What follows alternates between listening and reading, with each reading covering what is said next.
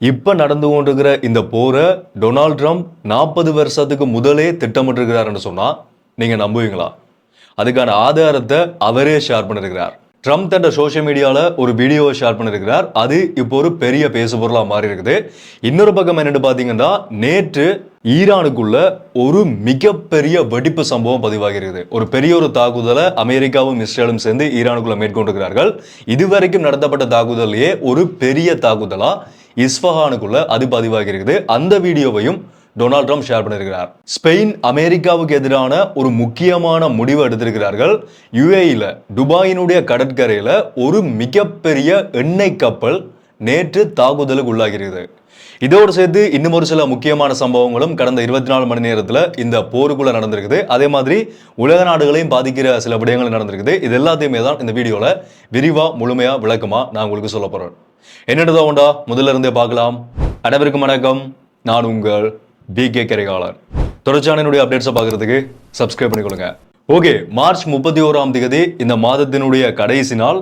இந்த போர ஆரம்பிச்சுடையோட 32 நாட்கள், ஒரு மாதமும் 2 நாட்களையும் கடந்து 32 நாட்களா இந்த போர் போய் கொண்டிருக்குது. இப்போ வரைக்கும் இன்றைக்கு வரைக்கும் அமெரிக்காவோட ஈரான் நிலைப்பாடு என்னன்னு பார்த்தீங்கன்னா, இந்த போரை இப்போதைக்கு முடிக்கிறதுக்கு 2 நாடுகளுமே ரெடியா இல்லை. 2 நாட்டினுடைய பக்கத்துல இருந்து சொல்லப்படக்கூடிய தகவல்களும் பார்த்தீங்கன்னா, அமெரிக்காவும் சரி ஈரானும் சரி, அமெரிக்காவினுடைய வெளியுறவுத்துறை செயலாளர் சொல்லியிருக்கிறார், இந்த போர் இன்னும் ஒரு சில வாரங்களுக்கு போறதுக்கான வாய்ப்புகள் இருக்குது, தொடர்ச்சியான தாக்குதல்கள் ஈரானுக்குள்ள நடக்கும்னு சொல்லி அவர் சொல்லியிருக்கிறார். ஆனா அந்த நாட்டினுடைய ஜனாதிபதி டொனால்ட் ட்ரம்ப் என்ன சொல்றாருன்னு சொன்னா, நாங்க பேச்சுவார்த்தைகள் நடத்தி கொண்டிருக்கிறோம், பேச்சுவார்த்தை மூலமா இந்த போரை முடிவுக்கு கொண்டு வர போறோம்னு சொல்லி அவர் சொல்றார். அதே நேரத்தில் இன்னொரு பக்கமா மறைமுகமா அமெரிக்காவினுடைய படைகள் தரைவழி தாக்குதலை ஈரானுக்குள்ள நடத்துறதுக்காக மத்திய கிழக்கு நாடுகளுக்கு போய்கொண்டிருக்கிறதா செய்திகள் வெளியாகிறது. ஈரான் பக்கம் பார்த்தீங்கன்னா, நாங்க எப்பவுமே அமெரிக்காவோட இனிமேல் பேச்சுவார்த்தைக்கு போக போறதில்லை, அமெரிக்காவினுடைய பேச்சை நம்ப போறதில்லை, அவர்கள் கொடுக்கக்கூடிய பேச்சுவார்த்தை ஒப்பந்தங்கள் எல்லாமே எங்களால ஏற்றுக்கொள்ளவே முடியாத ஒப்பந்தங்களாக தான் இருக்குது, அதனால இந்த போர் தொடர்ச்சியா நடக்கும் என்று சொல்லி ஈரான் சொல்றார்கள். ஸோ 2 பக்கமுமே இஸ்ரேல் பார்த்தீங்கன்னா, இஸ்ரேல் சொல்றார்கள் பேச்சுவார்த்தைக்கு எங்களுக்கு சம்பந்தம் இல்லை, அமெரிக்கா சொல்றதெல்லாம் எங்களுக்கு கணக்கு இல்லை, நாங்க தாக்குதல் நடத்துறது தான் ஈரானுக்கு எங்களுடைய தாக்குதல்கள் தொடர்ச்சியாக நடக்கும்னு சொல்லி இஸ்ரேல் சொல்லியிருக்கார்கள். ஸோ இந்த நிலைமையில தான் இப்போ வரைக்கும் இந்த போர் போய்கொண்டிருக்குது. மத்திய கிழக்கு நாடுகளினுடைய குவைத்தில், கட்டார்ல எல்லா இடங்கள்லையுமே தாக்குதல்கள் நடத்தப்பட்டிருக்குது. முக்கியமான சில பகுதிகள், முக்கியமான ஒயில் இருக்கக்கூடிய பகுதிகளிலையும் தாக்குதல் நடத்தப்பட்டிருக்கிறத தெரிஞ்சு கொள்ளுங்க. ஓகே, முக்கியமான அப்டேட்ஸ் என்னன்னு பாத்தீங்கன்னா, முக்கியமா நடந்திருக்கக்கூடிய பெரிய சம்பவங்கள் என்னன்னு பாத்தீங்கன்னா, நேற்று மார்ச் மாதம் 30ஆம் தேதி ஈரான் இஸ்ஃபஹான்ல ஒரு மிகப்பெரிய வெடிப்பு சம்பவம் பதிவாகிறது. இந்த போர் ஆரம்பிச்சதுல இருந்து இவ்வளவு பெரிய தாக்குதல் ஈரானுக்குள்ள நடத்தப்படையில ஒரு மிகப்பெரிய தாக்குதல். அதுல நடத்தப்பட்ட தாக்குதல் என்னவா சொல்லப்படுதுன்னு சொன்னா, 2000 பவுண்ட்ஸ், அதாவது 900 கிலோகிராம் பங்கபஸ்ட பாம்ஸ், பதுங்கு குழிகளை தகர்க்கக்கூடிய குண்டுகள் இஸ்ஃபஹான்ல தாக்குதலுக்காக பயன்படுத்தப்பட்டிருக்குது.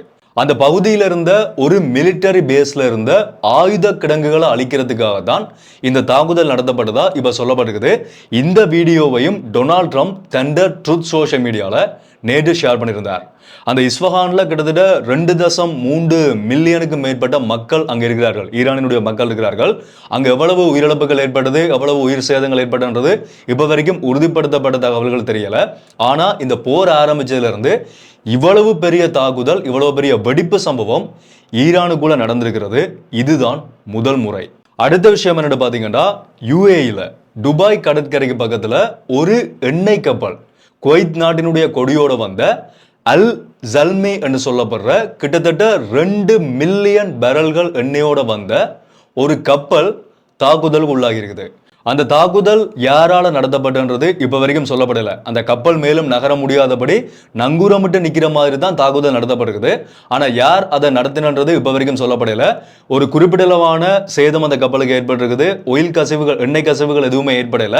ஆனா கப்பல் எரிஞ்சிருக்குது, ஒரு பகுதி அளவுல எரிஞ்சு அந்த தீ அணைக்கப்பட்டு இப்ப அந்த கப்பல் துபாய் துறைமுகத்துல நங்கூரமிடப்பட்டு நிற்கிறதா செய்திகள் வெளியாகி இருக்குது. இதுல என்ன முக்கியமான விஷயம் பாத்தீங்கன்னா, அந்த கப்பல் எங்க போறதுக்காக வந்திருக்குன்னு சொன்னா, குவைத் நாட்டு கொடியோட 2 மில்லியன் பேரல் எண்ணெய்களோட சீனாவுக்கு போறதுக்காக தான் அந்த கப்பல் போயிருக்குது. இப்ப அது தாக்குதலுக்கு உள்ளாகி இருக்குது. ஏற்கனவே ஸ்ட்ரைட் ஆஃப் ஹோர்மஸ் பகுதி மூடப்பட்டு அங்க போகக்கூடிய கப்பல்கள் எல்லாமே தாக்குதலுக்கு உள்ளாக்கப்படும்னு சொல்லி ஈரான் சொல்லியிருந்தாலும் ஈரானால முக்கியமான சில நாடுகளுக்கு கப்பல்கள் இப்ப வரைக்கும் அனுப்பப்பட்டு கொண்டுதான் இருக்குது. அதுல ஒரு நாடு தான் சீனா. சீனாவுக்கு 21 மில்லியனுக்கு மேற்பட்ட பேரல் எண்ணெய்களை ஈரான் அனுப்பியிருக்கிறார்கள். ஆனா இந்த கப்பல் தாக்குதலுக்கு உள்ளாகி இருக்குது. அது சீனாவுக்கு போறதுக்காக வந்திருக்குன்னு சொன்னா இதுக்கு பின்னால என்ன நடந்திருக்கும், இது மேல யார் உண்மையிலேயே தாக்குதல் நடத்திருப்பார்கள்ன்றது இப்ப பெரிய ஒரு கேள்வியா போறத எங்களால பார்க்கக்கூடிய மாதிரி இருக்குது. தொடர்ச்சியான அப்டேட்ஸ் வரும்போது அதை எங்களால பார்க்கக்கூடிய மாதிரி இருக்கும். ஓகே, அடுத்த முக்கியமான விடயம் என்னன்னு பாத்தீங்கன்னா ஸ்பெயின் இருக்கு தானே. ஸ்பெயின் ஆரம்பத்தில இருந்தே இந்த போருக்குள்ள நாங்க உள்ள வர மாட்டோம். ஏற்கனவே அமெரிக்கா ராணுவ தளங்களை பயன்படுத்துறதுக்காக ஸ்பெயின்கிட்ட கேட்டிருந்தார்கள்.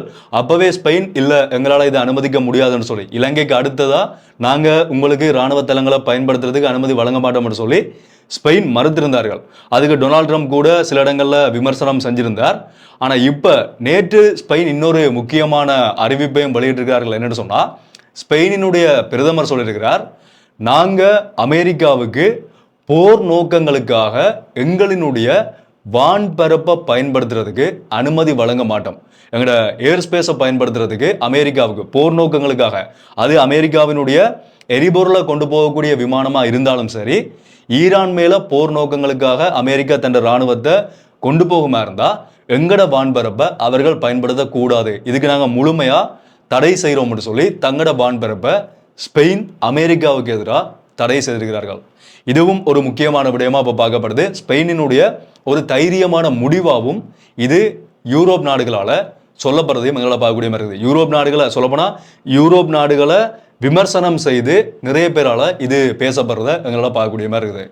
ஓகே, கடைசி ஒரு முக்கியமான பெரிய ஒரு விஷயம் என்னன்னு பாத்தீங்கன்னா இப்ப நடந்து கொண்டிருக்கிற இந்த போர் ஒரு 40 வருடங்களுக்கு முதலே டொனால்ட் ட்ரம்பால திட்டமிடப்பட்டதுன்னு சொன்னா நீங்க நம்புவீங்களா? அதுக்கான ஆதாரத்தை அவரே வெளியிட்டிருக்கிறார். நேற்று மார்ச் மாதம் 30ஆம் தேதி டொனால்ட் ட்ரம்ப் தன் ட்ரூத் சோஷியல் மீடியால ஒரு வீடியோவை ஷேர் பண்ணியிருந்தார். அந்த வீடியோவை நீங்களே பாருங்க.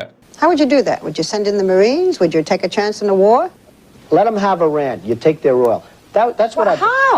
How? I mean, do we want a war? What do we mean we take their oil? You go in. You're How going to have do a we war. go Barbara. in? You're going to have a war by being weak. Okay, how do we go in? What do we do? Excuse me. Yeah. You're going to have a war. And it's going to start in the Middle East. The next time Iran attacks this country, go in and grab one of their big oil installations. And I mean grab it and keep it. And get back your losses. Because this country has lost plenty because of Iran.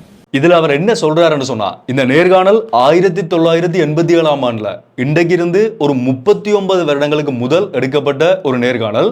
என்ன சொல்றாருன்னு சொன்னா, America ஏன் ஈரானுக்குள்ள போய் கடலோர பகுதியில் இருக்கக்கூடிய ஈரான்ட ஒரு எண்ணெய் இருக்கக்கூடிய பகுதியை கைப்பற்றக்கூடாது, ஏன் அமெரிக்கா அதை செய்யக்கூடாதுன்னு சொல்லி கேட்கிறார்.